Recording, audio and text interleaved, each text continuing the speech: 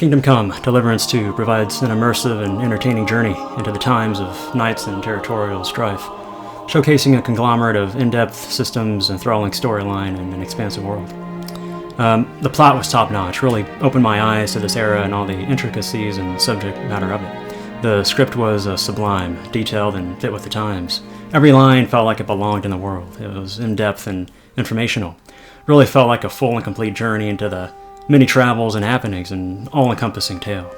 The main character of Henry was very memorable and well-casted and portrayed. Really struck a chord with me and seemed likable, relatable. Liked how he kind of had humble beginnings as a blacksmith's son, and then became embroiled in this wider conflict while also making quite an impact on it as well. Hans Capon was also well done, with his witticisms and personality created contrast with the ensemble. Henry and Hans' dynamic had layers too, where they found conflict with each other for a time, but were then able to reconvene and restore that connection they once had. Enjoyed the bandit group as well. It provided a tapestry of different groups and personages.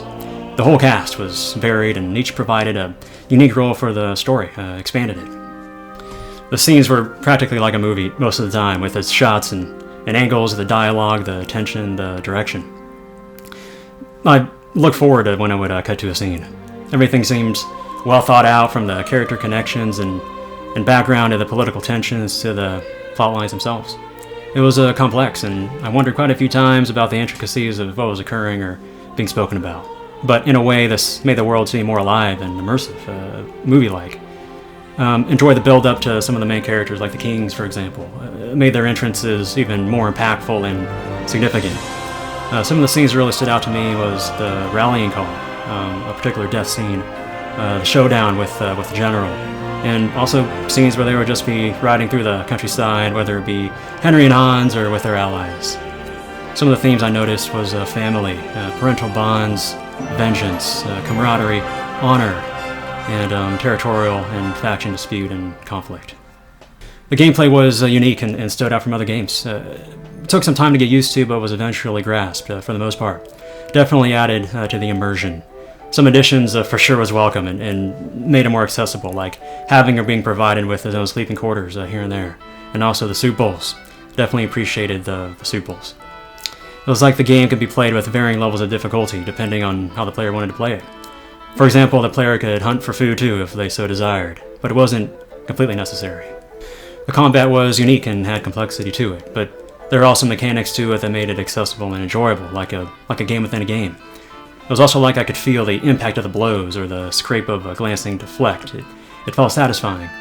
The quest system had direction, as if each mission led to the next, with an array of side content too, assisting in world expansion and exploration, with room for objective searching with just enough information to keep things going, although there were a few that were admittedly tougher. Each quest seemed to fulfill an aspect or area of the world in the era. The stealth was challenging, but immersive, added depth and another aspect to the gameplay. I liked the healing portions as well, the bandaging and tonic administering the inspections.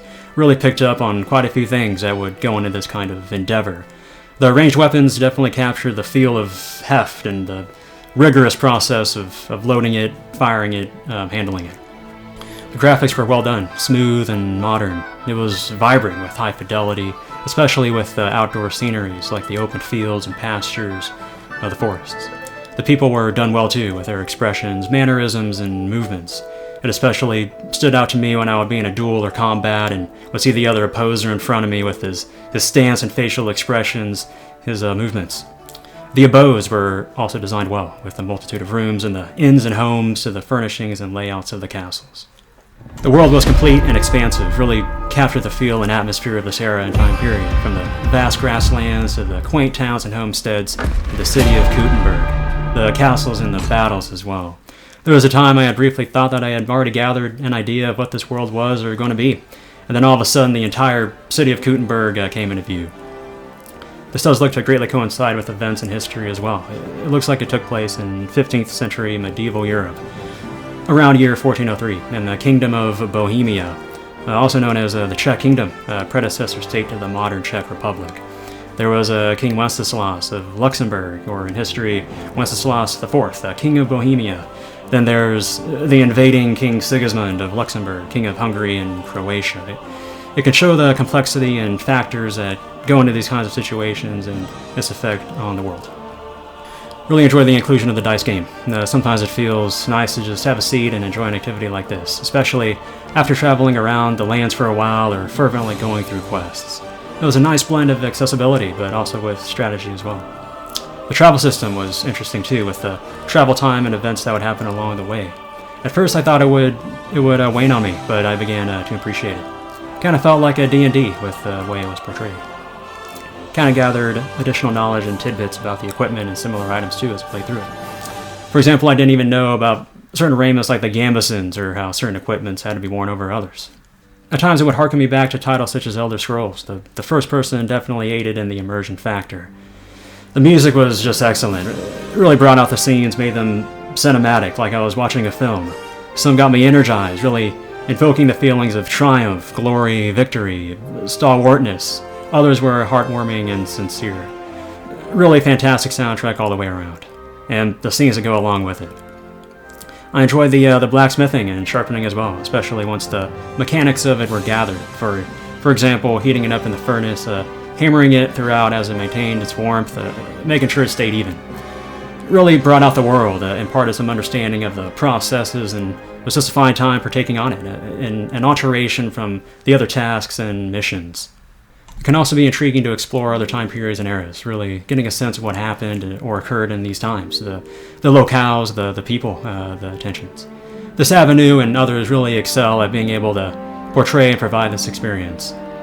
In conclusion, Kingdom Come Deliverance 2 was an enjoyable time with spectacular scenes and moments, immersive and knowledge-imparting gameplay systems and activities. The world really shines with soaring music and an ensemble of memorable characters, a fulfilling and complete journey in exploration of these lands and time periods as Henry of Skalitz embarks on a path toward deliverance.